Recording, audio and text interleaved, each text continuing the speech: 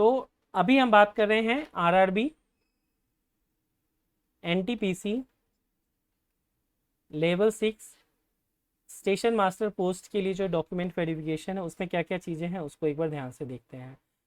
तो जो document verification है ये तो यहाँ पर मैंने बता ही दिया कि जो कितने पोस्ट हैं, एक तो जो इक्वल टू पोस्ट होंगे आपके,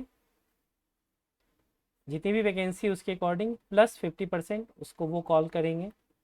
अब हम आते हैं कि जो भी जो इकोनॉमिकली वीकर सेक्शंस हैं उनके लिए जो रिजर्वेशन है तो उसके लिए उनको क्या करना पड़ेगा, अपने सर्टिफिकेट जो हैं वो सबमिट कराने पड़ेंगे। आई थिंक आप में से जब भी लोगों ने ऑनलाइन फॉर्म फिल किया होगा उस समय भी ये सारी चीज़ें अपलोड की होंगी, am I right? No sir. उस समय केवल आपको केवल बोला गया था कि आप कैटेगरी को फिल करना। Are yes sir. हाँ, कैटेगरी चूज ही करनी होती है तब सर। तक तभी सर इम्प्लीमेंट हुआ था, तो कुछ फॉर्म वगैरह आया नहीं था उस टाइम पे, तो अच्छा बस इन्होंने यस और नो फिल करवा लिया था। अच्छा, ठीक है। तो यानी कि अब जो भी है आपको यहाँ पर आगे एनेक्शर्स दिए गए हैं उसके अकॉर्डिंग, जो 70 पेजेस का है उसमें एनेक्शर्स दिए हाँ गए हैं, जी। उसके अकॉर्डिंग आप सभी लोग जो भी अगर ईडब्ल्यूएस कैटेगरी में आते हैं तो उस प्रिस्क्राइब्ड फॉर्मेट में अपना सर्टिफिकेट बनवा लीजिएगा, जो कि अपडेटेड होना चाहिए। और चूंकि अभी नया ही बनाएंगे तो वो अपडेटेड ही होगा। उसके लिए कुछ टर्म्स एंड कंडीशंस जो हैं वो दी गई हैं। नेक्स्ट आते हैं एनओसी के बारे में, जो इम्पोर्टेंट है, सर्विंग एम्प्लॉय। तो ये एक चीज़ ध्यान रखें कि जो भी एनओसी की हम बात कर रहे हैं तो ये नॉर्मली अगर आप गवर्नमेंट एम्प्लॉय हैं तो वो आपके लिए मैटर करता है, बट अगर आप किसी प्राइवेट सेक्टर में हैं तो वहाँ पर ये उतना कंपलसरी या मैंडेटरी नहीं है। Is it clear? Yes sir. ठीक है, तो एक बार पढ़ लेते हैं इसको। No objection certificate NOC for serving employees, candidate serving including those undergoing induction training और प्रोबेशन, यानी कि वो या तो कहीं पर ट्रेनिंग में हो या फिर प्रोबेशन पीरियड में भी हो, उनके लिए भी है। इन एनी सेंटर और स्टेट गवर्नमेंट, यहाँ पर सेंट्रल और state government departmental including railways और public sector undertaking may apply directly to the RRB duly informing their employer. तो यहाँ पर ये चीज़ें हो गई कि आपको केवल और केवल गवर्नमेंट जॉब में ही है तो उसके लिए आपको एनओसी की रिक्वायरमेंट है, right? Shortlisted candidates should produce NOC from the employer during document verification or failing which their candidature will be cancelled। यानी अगर आप लोगों ने इन्फॉर्म कर रखा है कि मैं कहीं पर ऑलरेडी जॉब में हूँ तो आपको एनओसी लेकर आना है, अगर नहीं लाते हैं तो आपका कैंडिडेचर जो है वो कैंसिल कर दिया जाएगा। हाँ, अगर मान के चलिए आप इमीडिएटली नहीं लाते हैं तो वो आपको थोड़ा सा एक्सटेंशन टाइम दे दें, हार्डली 7 डेज़ का या 10 डेज़ का, वो भी मर्सी पे है उनके, इट इज़ नॉट मैंडेटरी और नॉट कंपलसरी, तो वो आपको दे सकते हैं, अदरवाइज आपको पहले से लेकर के जाना होगा। पॉइंट नंबर 2 है, candidate should note that in case a communication is received from their employer by the RRB concerned withholding permission of the candidates applying or reappearing at the examination, their application candidature will be liable to be rejected and cancelled। यानी कि अगर आपका employer ही RRB को message करता है या call करता है किसी तरह से पता चलने के बाद कि ये हमारे यहाँ ऑलरेडी है तो भी आप गलत बोल रहे हैं, उस केस में भी आपका कैंडिडेचर जो है वो कैंसिल कर दिया जाएगा। तो NOC is it clear to all of you,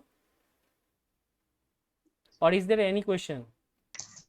sir अगर कोई बंदा वर्किंग है कहीं दूसरी जगह गवर्नमेंट जॉब में, जी और उसने जिस समय फॉर्म आया था उस टाइम पे एनओसी अप्लाई नहीं किया था, ठीक है सर, जी जी बट अभी वो उसने रिजाइन दिया हुआ है और वहां पे काम नहीं कर रहा है, जी। तो उस केस में भी उसको एनओसी प्रोड्यूस करना पड़ेगा क्या? अगर रिज़ाइन दे दिया है तो फिर कोई नहीं है। अगर आपने रेजिग्नेशन दे दिया है किसी ने तो फिर एनओसी की रिक्वायरमेंट नहीं है। NOC means no okay. Objection certificate, तो जब आप उसके अच्छा एम्प्लॉय अच्छा। ही नहीं है तो फिर आपको एनओसी की रिक्वायरमेंट नहीं है। नहीं, बट जिस समय वो जॉब कर रहा था उस टाइम पे नोटिफिकेशन था। हाँ नहीं, कोई बात नहीं, तो उस समय आपने मेंशन किया है या नहीं किया है? नहीं, उस बंदे ने मेंशन नहीं किया है। हाँ, तो नहीं ज़रूरत है। Okay, thank you sir. Okay, any other question regarding NOC? चलिए ठीक है। और हाँ हेलो सर, जी। मैं अंकित बोल, मेरा एक रिक्वेस्ट था सर कि जो मैंने इससे पहले बोला था ना, हाँ, वो मेरा एडिट कर दीजिएगा, सॉरी सर। क्या चीज बोला था आपने? ये इसके लिए ब्लड प्रेशर से रिलेटेड रिलेटेड मैंने अंदर की बात लीक कर दी थी, उसके रिगार्डिंग मैं बोल रहा हूँ, क्योंकि ये यूट्यूब पे जाएगा ना अच्छा वो सर। चीज़ है, नहीं कोई नहीं, वो यस सर। यूट्यूब पे भी जाएगा ना, तो कोई दिक्कत नहीं है। आप ना तो आपका नॉन वेरिफिकेशन है ना कुछ है, don't worry. Okay okay sir. Okay ठीक है, thank you sir. Okay. Next आते हैं हम लोग, ये है special note for all candidate seeking reservation and relaxation benefit. तो ये बहुत ही इंपॉर्टेंट है, इसको ध्यान से समझें। Special note for candidate seeking reservation, यानी आप किसी भी कैटेगरी में OBC, SC, ST, EWS, ex serviceman, उसमें आप रिजर्वेशन चाहते हैं या रिलैक्सेशन का बेनिफिट चाहते हैं, तो आपको क्या करना होगा? All candidate seeking reservation and relaxation benefits available for SC, ST, OBC, NCL, EWS, PWBD ex-servicemen must ensure that they are entitled to such reservation or relaxation as per the eligibility prescribed in the rules in CEN. They should be in the possession of all the requisite certificate in the prescribed format in support to their claim as stipulated in the rules. जो भी आपका यहाँ पे notification में rule दिया है उसके according आप जो भी रिलैक्सेशन चाहते हैं आपको ये सर्टिफिकेट लेकर आने ही होंगे। नेक्स्ट बोला गया है verification of original documents and format of certificates क्या है? To ascertain their eligibility as the closing date of registration. ये आई थिंक ऑनलाइन वालों के लिए है, जब आप लोग ऑनलाइन अप्लाई कर रहे थे, और ये सारा भी जो है आपका वो ऑनलाइन से ही रिलेटेड है। Candidates to be bound by documents to be bound by the candidates in original as applicable for document verification as indicated below। ये बहुत इंपॉर्टेंट चीज़ है, एक बार इसको हम लोग देख लेते हैं ताकि वो क्लियर आपको सारी चीज़ें होती रहें। तो सबसे पहले क्या एक लेकर के जाना है, यानी जो भी आपका 10th का एग्जामिनेशन आपने दिया है, 10th का बोर्ड, तो 10th matriculation higher school examination certificate और equivalent certificate as proof of date of birth, यानी आपका जो डेट ऑफ बर्थ है उसका प्रूफ ओनली एंड ओनली क्या है? आपका 10th का सर्टिफिकेट है। एंड मैट्रिकुलेशन क्वालिफिकेशन, यानी आपने 10th पास किया है उसके लिए भी इसकी रिक्वायरमेंट होगी। The candidate's name and the father's and mother's name mentioned in the application will also be verified with the reference of the names mentioned in the certificate। यानी कि जो माँ और बाप, माता और पिता का जो नाम है या आपका भी नाम है, वो सारी की सारी चीज़ें जो हैं वो 10th के सर्टिफिकेट से ही आपका मेंशन होगा। एक चीज़ मैं यहाँ पर नोट में बताना चाहूँगा, इसको आप सभी लोग ध्यान रखें। सपोज आप में से किसी भी का भी, चाहे वो सेल्फ हो या फिर पेरेंट्स हो, उसके नाम में किसी भी तरह के चेंजेस हैं जो कि 10th के आगे के सर्टिफिकेट में हैं, तो आपको नेम करेक्शन कराने होंगे। क्या कराना पड़ेगा? Name correction. और टिल देन आपका नेम करेक्शन नहीं होता है तो उस केस में आपको एक एफिडेविट जो है वो फाइल करनी पड़ेगी, और उसमें आपको बताना पड़ेगा कि both name X and Y are same और same person. Is it clear? Sir हाँ। ये जो आप बता रहे हो, अगर डायरेक्ट एफिडेविट ही बनवा लें नेम का? नहीं, एफिडेविट तो बना सकते हो, लेकिन जो रियल प्रोसीजर ये है कि आप 10th के बेस पे 12 या फिर ग्रेजुएशन या पीजी कर रखा है वो, या डिप्लोमा कर रखा हो, 10th के बेस पे ही आपको इन सभी में करेक्शन कराने होते हैं।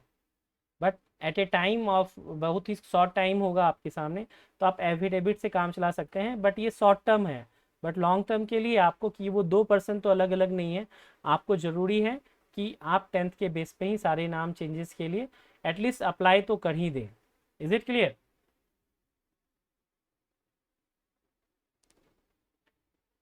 क्लियर है?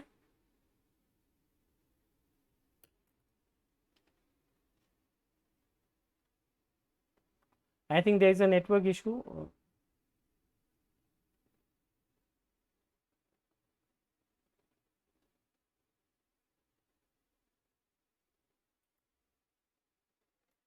We have to wait for a few minutes.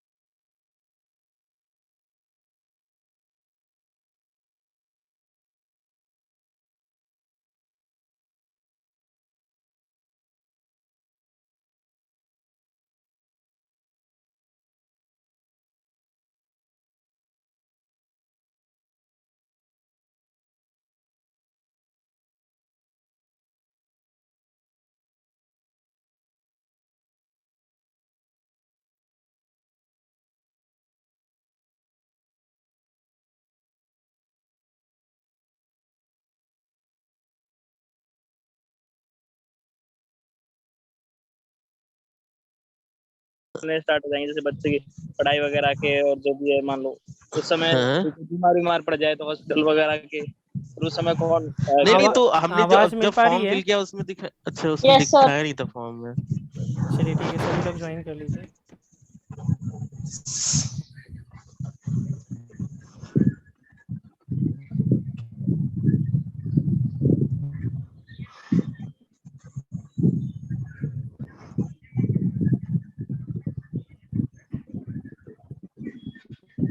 चलिए ठीक है, तो अभी तक हम लोग जो थे वो यहाँ थे कि 10th के बेस पे ही सारी चीज़ें जो हैं वो चेंजेस करानी होंगी। Is it clear to everyone ना? सर मेरे नेम में इशू है, मुझे पूछना था मनीषा। हाँ मनीषा पूछिए। सर मेरे 10th की मार्कशीट में मतलब थोड़ा सा कुछ डिफरेंस है, तो मैंने अपने ग्रेजुएशन की मार्कशीट चेंज करवा ली है और बाकी डिग्री भी चेंज करवा रही हूँ। जी जी हाँ, तो कोई बात नहीं, अच्छी बात है कि आप चेंजेस करवा रहे हो, क्योंकि बेस जो है वो 10th है, उसी के बेस पे ही यही ओरिजिनल है, इसमें कोई चेंजेस नहीं हो सकते हैं, चाहे आप उल्टा लिख दिए हो या सीधा लिख दिए हो, राइट। चलिए पॉइंट नंबर 2 है, आते हैं, माइक ऑफ कर लीजिए सभी लोग।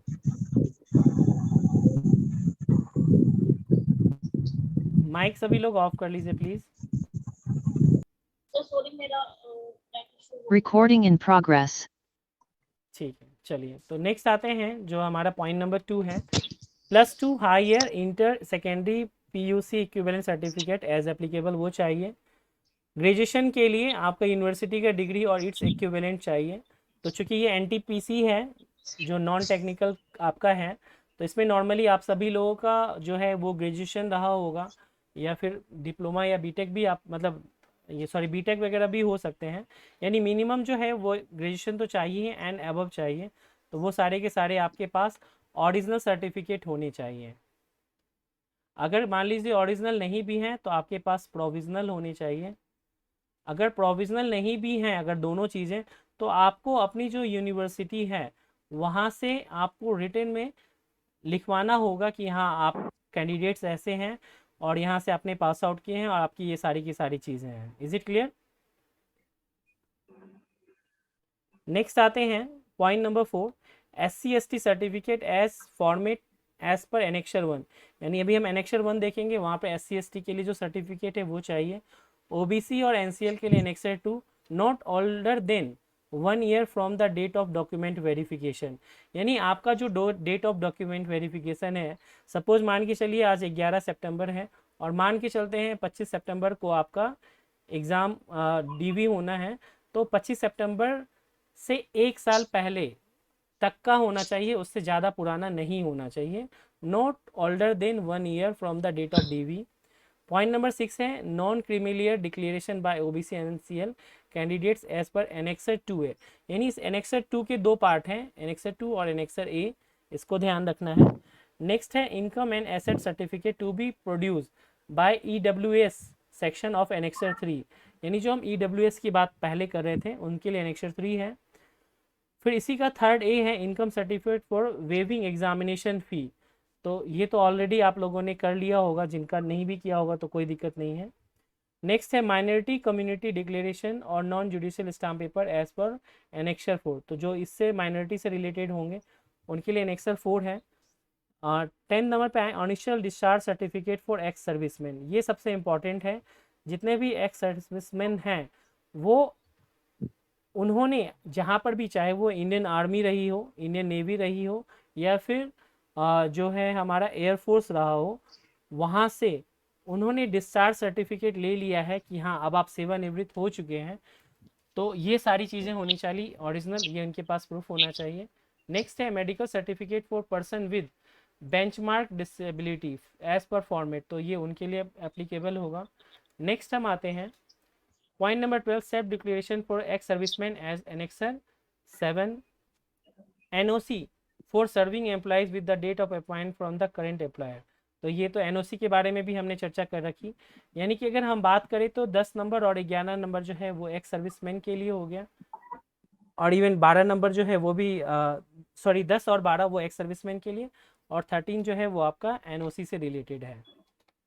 इसके अलावा हम देखते हैं 14, 15 एंड 16। जी आवाज़ मिल पा रही है? हाँ सर, प्रद्युम्न नमस्कार। यस प्रद्युम्न बताएं।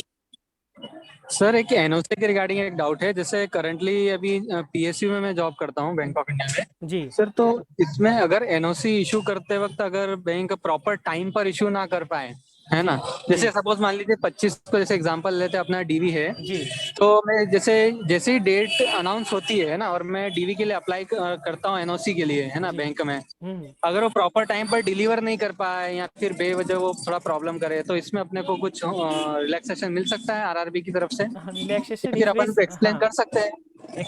हाँ रिलैक्सेशन इस रूप में मिलता है कि आप अप्लाई कर चुके हैं या नहीं।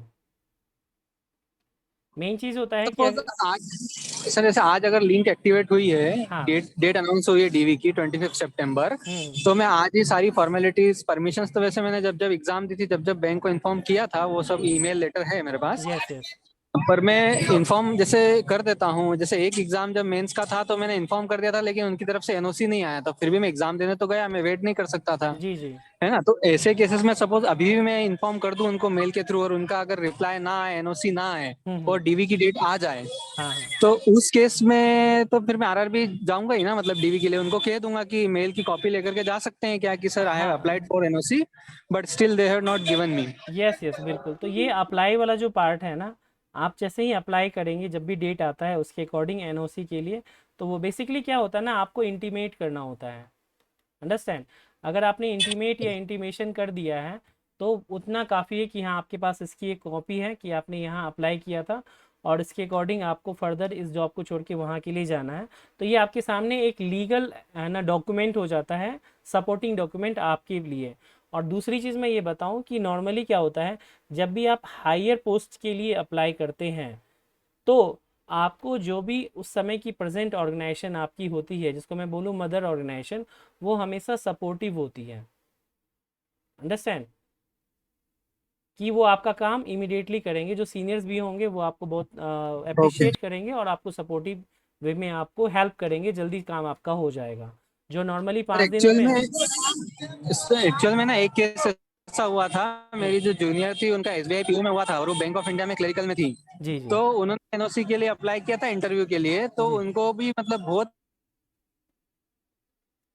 प्रॉब्लम कर करके 15 दिन में इश्यू किया था एनओसी, जबकि उसका इंटरव्यू का डेट आ चुका था। तो यूनियन में बात करके, लीडर से बात करके, जब जा करके उसको इश्यू हुआ था। तो थोड़ा सा मतलब क्या होता है ना, कि हमारा ऑर्गेनाइजेशन छोड़ के जा रहा है बंदा, तो शायद प्रॉब्लमेटिक करते हो, मतलब नहीं इस नहीं टाइप से। ऐसा कुछ नहीं है, वो कभी कभी ना पर्सनल या फिर कुछ हो सकता है सिचुएशनल चीज़ें हो। नॉर्मली जो है हमेशा ग्रोथ को अप्रिशिएट किया जाता है और ये आपका कॉन्स्टिट्यूशनल राइट है, जो मैंने आपको पर्सनालिटी टेस्ट में भी बताया था, इफ़ यू रिमेंबर।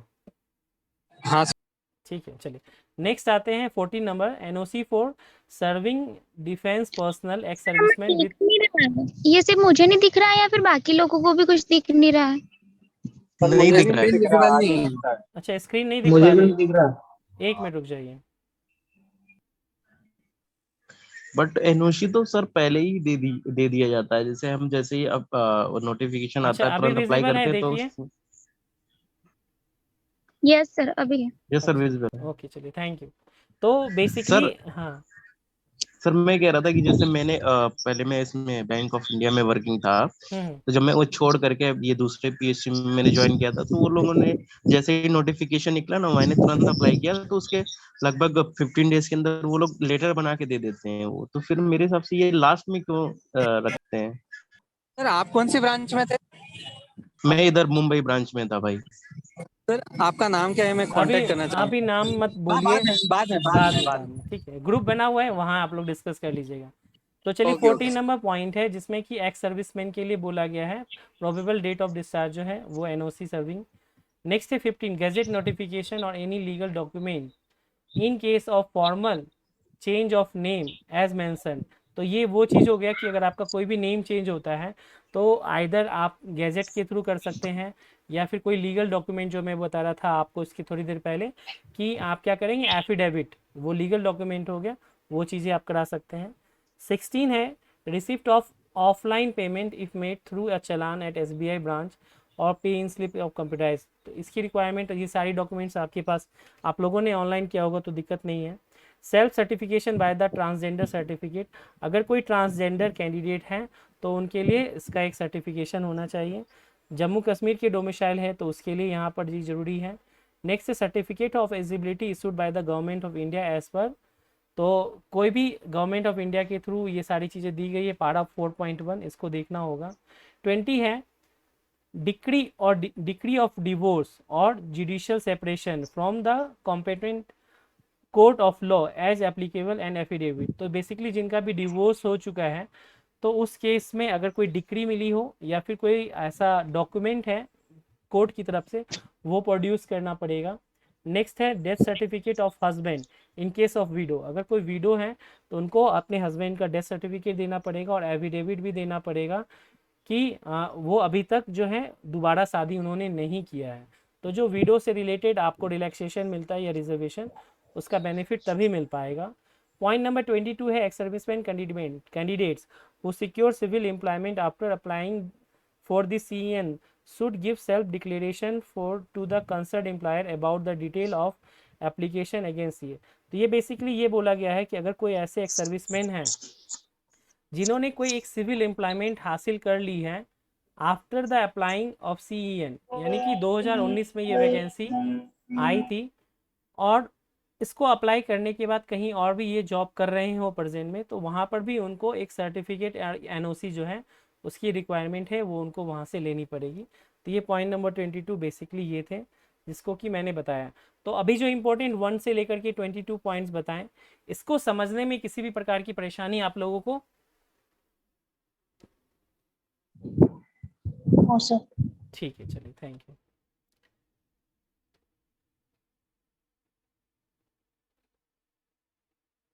अब आते हैं जो ये कुछ सर्टिफिकेट्स हैं उसको एक बार हम लोग देखते हैं कि ये किस चीज़ का है और आपको कैसा बनाना है।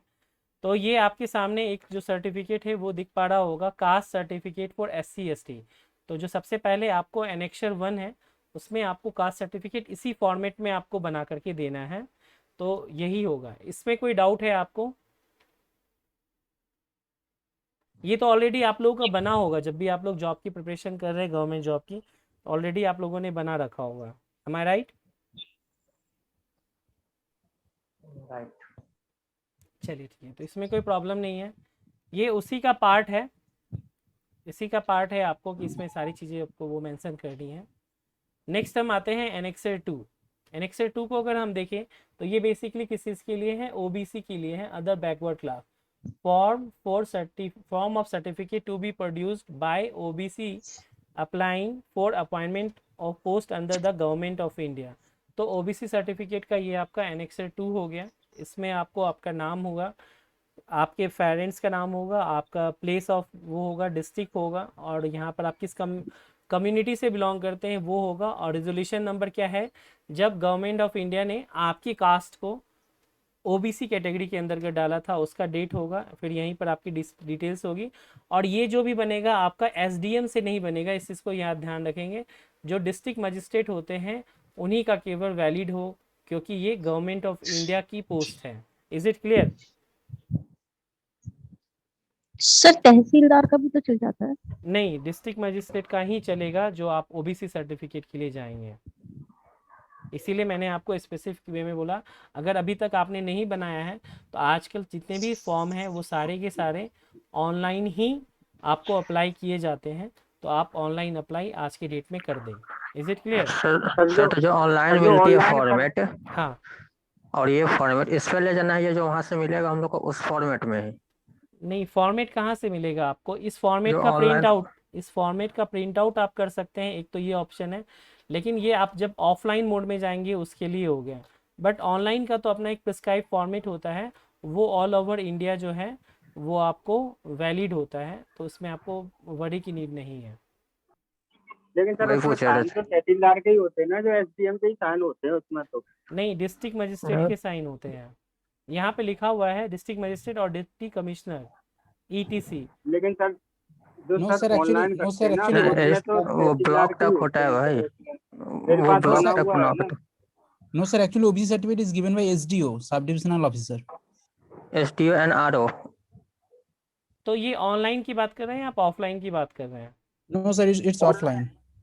हाँ, अगर ऑफलाइन करें तो SDO पे भी आपका DM का साइन के लिए जाता है DM ऑफिस या नहीं जाता है?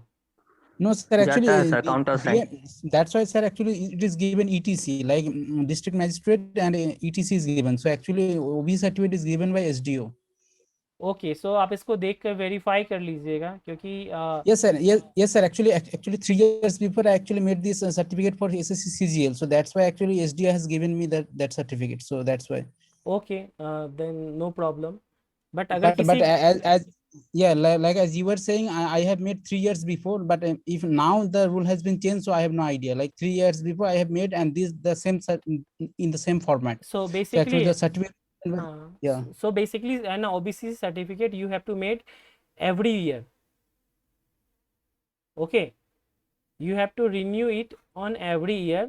So Yes, sir. Yes, sir. and there is a high chance it will be changed or not, but just you have to make a copy of OBC certificate on current year as well. Okay, तो आप जितने भी लोग हैं इसका OBC certificate बनवा लीजिएगा। जहाँ अगर सर डीएम वो बनेंगे शायद, मतलब जो लोग का जो आता है ना वो तो हाँ। बनेगा ही, पर ये अलग से बनवाना पड़ेगा डिस्ट्रिक्ट मजिस्ट्रेट से साइन करवा के, बाकी वो ब्लॉक से ही आएगा। नहीं, ठीक है, वो ब्लॉक से आएगा, बट मुझे जहाँ तक जानकारी है कि डीएम ऑफिस से ओबीसी सर्टिफिकेट बन जाते हैं, कोई इशू नहीं आता। अगर बन जाता है तो आप बनवा लीजिएगा, अगर नहीं होता है तो फिर सर आप हाँ, मैंने बनवा लिया है, वो जो लोक विभाग केंद्र से जो बनता है ना वो जी मेरा बन गया है। ठीक है, तो उसका एक कॉपी आप ग्रुप में शेयर कर दीजिएगा ताकि बच्चों को एक आइडिया मिल पाए। ओके आप सर। मध्य प्रदेश से हैं ना, भोपाल? हाँ हाँ। ठीक है, फिर इसी का एक डिक्लेरेशन है आपको ओबीसी सर्टिफिकेट का ही, एक बार इसको भी देख लीजिए। Declaration pro forma for declaration for submitting by OBC candidates at the time of document verification who had applied for the post of this. I name यहाँ देना है, यहाँ पेरेंट्स का नेम देना है, यहाँ district state hereby declare I belong to this community. Indicate your subcaste community which is recognized as a backward class by the government of India for the purpose of reservation in the service as ordered contained in Department of Personnel and Training DOPT जिसको कहते हैं, memorandum number this dated this. ये सारी चीज़ें हैं, signature of candidate, name of the candidate. यानी ये format जो है ये आपको सेल्फ जो है वो ले करके जाना होगा, इसका प्रिंट आउट आपको लेके जाना होगा और इसको आप ड्यूली साइन करेंगे और सारी चीज़ें करेंगे। तो ये क्लियर हो गया एनेक्सर 2 के लिए। सेम चीज़ें आपका एनेक्सर 1 के लिए भी था, जहाँ पर आपको खुद से अपना करना था सिग्नेचर डेजिनेशन। ये तो ऑफिस के लिए था, ये नहीं, इसकी बात कर रहा हूँ।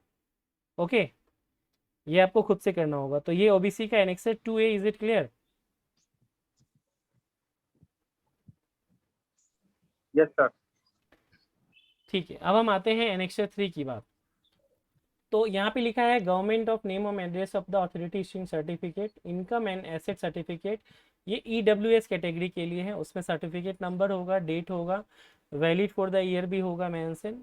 तो ये सारी जो इकोनॉमिक राउंड पे जो वीकर सेक्शन है उसके लिए वो सारा का सारा डिटेल होगा, और वो जहाँ से भी बनेगा एज पर प्रिस्क्राइब्ड वो सारी चीज़ें यहाँ सर, होंगी। हाँ बताइए। इसमें लिखा है गवर्नमेंट ऑफ डैश, तो गवर्नमेंट ऑफ अपनी स्टेट गवर्नमेंट आएगा इसमें जो टॉप हाँ पे। हाँ, मोस्ट प्रोबेबली वही आएगा कि गवर्नमेंट ऑफ स्टेट ही आना चाहिए। Name and address of the authority issuing of the state ही आएगा। हाँ, तो जो आपका स्टेट है उसके अकॉर्डिंग लोकल लेवल पे आपका बनेगा कि हाँ इकोनॉमिकली वीकर सेक्शन है या सर नहीं है। EWS वालों को कास्ट सर्टिफिकेट भी प्रोड्यूस करना पड़ेगा क्या वहाँ पर? EWS के लिए कास्ट सर्टिफिकेट का आई थिंक नीड नहीं होना चाहिए, क्योंकि वो तो नहीं है सर। हाँ नहीं है, क्योंकि ये तो केवल आर्थिक रूप से जो पिछड़े हैं, सपोज अगर कोई जनरल कैटेगरी का है वो भी इसके अंतर्गत आता है। यस या नो? Yes sir. बेसिकली इन्हीं को रिजर्वेशन देने के लिए ये चीज़ें की गई हैं, जो आर्थिक रूप से पिछड़े हैं उनको दिया जाए। तो वहाँ पर उनका सर्टिफिकेट नंबर, डेट और सारी डिटेल्स जो आएंगी, और एक फ़ोटो भी होगा एप्लीकेंट का, तो वो सारी चीज़ें आएंगी। पहले जो ओबीसी सर्टिफिकेट हाँ, पहले जो ओबीसी सर्टिफिकेट होता था उसमें भी फ़ोटो लगता था, अब शायद नहीं लगता है क्या? फोटो नहीं रहती है ऑनलाइन सर। वाले में लगता है सर। ऑनलाइन में नहीं रहता? ऑनलाइन में रहता है। अच्छा, नहीं, मुझे जहाँ तक ध्यान है कि ऑफलाइन में भी फ़ोटो होता था, बट अभी यहाँ पे मुझे दिख नहीं रहा है कहीं भी फ़ोटो का। जैसे EWS है, यहाँ पे फ़ोटो दिया गया है ना, उसमें सर नहीं एक दिया। जानकारी लेनी थी। जी बोलिए। सुन पा रहा है सर? हाँ, आवाज़ मिल पा रही है, बताएं। हेलो जी जी बोलिए, आवाज़ मिल पा रही है। सर, जैसे मैंने ईडब्ल्यूएस बनवाया था, जी, तो उनमें सिग्नेचर जो स्टैम्प होता है उनने डबल बार मार दिया। उससे तो उससे कोई दिक्कत है? नहीं, उससे कोई इशू नहीं है, बस वो सही से होना चाहिए, और जो सर्टिफिकेट नंबर है वो एक्चुअल बट होनी फोटो चाहिए। पे सिग्नेचर ठीक है, हाँ, तो उससे कोई दिक्कत नहीं फोटो है, पे डबल। Stamp clear. हाँ, कोई दिक्कत नहीं होगी उससे। अगर सपोज मान के चलिए, एक चीज़ मैं नोट के रूप में बता रहा हूँ, ध्यान से समझिएगा। मान लीजिए कि आप 100% ट्रू हैं, यानी ऑनेस्ट हैं, तो अगर किसी भी तरह का किसी भी चीज़ में कमी होती है ना, तो वो आपसे एक अंडरटेकिंग लेंगे कि ठीक है, अगर ठीक है कोई सर। भी चीज़ जो है वो फॉल्स पाई जाती है, तो मेरे ऊपर जो भी उचित कार्रवाई है वो ली जा सकती है, वो एक अंडरटेकिंग ली जाएगी। I myself this name this, I hereby declare that all the producing things are correct as per my knowledge, and anything is found inappropriately then suitable action may be taken against me. ऐसा जो भी वो लिखने के लिए देंगे undertaking, आप एक साइन कर दीजिएगा, क्योंकि आप 100% सही है, तो आपको डरने की भी कोई नीड नहीं है। Is it clear? Yes sir. चलिए नेक्स्ट हम आते हैं। ये है कि performer for medical certificate to be obtain by the eye specialist by the candidates applying for the. तो ये तो आप लोगों ने ऑलरेडी फिलअप करके बनवा भी चुका है, तो इसकी नीड अब आपको नहीं होगी, क्योंकि ये परफॉर्मर आप किन के लिए है, वो आपके हॉस्पिटल के एंड के लिए नीड है। ये है आपका certificate declaration to be submitted by ex serviceman candidates regarding serving employment by availing as serviceman quota. तो इसमें आप जो भी होंगे उनको अपना यहाँ पर signature, name, roll number mention करना है, प्लेस और डेट डालना है, सारी चीज़ें यहाँ पे मेंशन करनी है। तो ये सारी चीज़ें थी जो मैंने आपको यहाँ पर बताया है, राइट। तो यहाँ तक में कोई सर आई डाउट? जी, यहाँ तक। आई सर्टिफिकेट हाँ, बोलिए। सर आई सर्टिफिकेट बनवाना नहीं है ना इसमें? नहीं, नहीं बनवाना है। Sir okay. हाँ अगर हम किसी गवर्नमेंट हॉस्पिटल में जाके और उनसे पूरा मेडिकल का चेकअप करवा लें ये वाला, जी, तो वो भी ठीक करते होंगे, जैसे वहां पर होगा वही सेम करते होंगे? नहीं, आप गवर्नमेंट में भी जा सकते हैं, आप प्राइवेट में भी जा सकते हैं, आपको कोई रिम्बर्समेंट तो मिलना नहीं है इस चीज़ का। तो जितने भी टेस्ट हैं आपको लगता है कि हाँ आप करवा सकते हैं, तो डेफिनेटली यू शुड गो, करवा लीजिए। और उसमें अगर कुछ भी कमी लगती है, डिफिशेंसीज, तो आप डॉक्टर से कंसल्ट करें, और डॉक्टर से कंसल्ट करने के बाद जो भी वो आपको एडवाइस करेंगे उसके अकॉर्डिंग आप मेडिसिन एंड हेल्दी फूड लिए, ये ज़रूरी है। सबसे ज़रूरी चीज़ ये है कि आप हेल्दी एंड हैप्पी रहें। ओके। ओके, तो ये बहुत ज़रूरी है। तो ये तो सारी चीज़ें हो गई, ये यहाँ तक का पार्ट हमारा हो गया। इसमें अगर कोई आपके FAQ हैं, तो आप अगर बताना चाहते हैं तो बता सकते हैं, पूछना चाह सकते, पूछ सर सकते हैं। सर अजय है सर, हम सर लेट ज्वाइन कर लेते तो मुझे पता नहीं आपने बताया कि नहीं। मैं एक चीज पूछना चाह रहा हूँ, हाँ, जैसे डीवी जिस टाइम होगा तो उस टाइम मेरे पास प्रोविजनल डिग्री होगी, जहाँ तक मुझे लग जी रहा है। जी। मेरे पास अभी ओरिजिनल डिग्री नहीं आ पाई, तो उसमें कोई प्रॉब्लम होगी क्या? ये डिपेंड करेगा कि आपका जो डिग्री मिली थी प्रोविजनल, वो कितने साल पहले मिली है। सपोज मान लीजिए अभी 2022 चल रहा है, और आपको जो है सपोज आपका एग्ज़ाम जो है 2021 में कंप्लीट हुआ, तो तुरंत नहीं मिल सकती है। बट अगर आप मान के चलिए 2019 में एग्ज़ाम कंप्लीट हुआ है, तो 3 इयर्स का गैप है, तो आपके सामने ओरिजिनल होना चाहिए। अगर नहीं है, तो उसके लिए आप अपने जो भी कंसर्न आपका यूनिवर्सिटी है वहाँ पर अप्रोच कीजिए और ओरिजिनल के लिए अप्लाई कीजिए। सर टाइम तो जाते ही हो तो करता है, लेकिन अब यही है कि आ नहीं पाई है। मैंने 2 बार अप्लाई कर रखा है, तो प्रोविजनल के लिए अप्लाई कर देते तो वो तो आ जाती है, लेकिन ओरिजिनल के लिए वो टाइम ले रहे, पता नहीं क्यों। हाँ, तो उसके लिए आप ये करें कि आप जो अभी आपका रिज़ल्ट आया है, उस रिज़ल्ट के साथ आप जाइए और डायरेक्ट VC वाइस चांसलर से मिलिए, या फिर जो वहाँ पे HOD हो इस चीज़ को देखने वाले एडमिनिस्ट्रेशंस में, वहाँ जाकर के बोलिए कि मुझे अर्जेंट बेसिस पे चाहिए।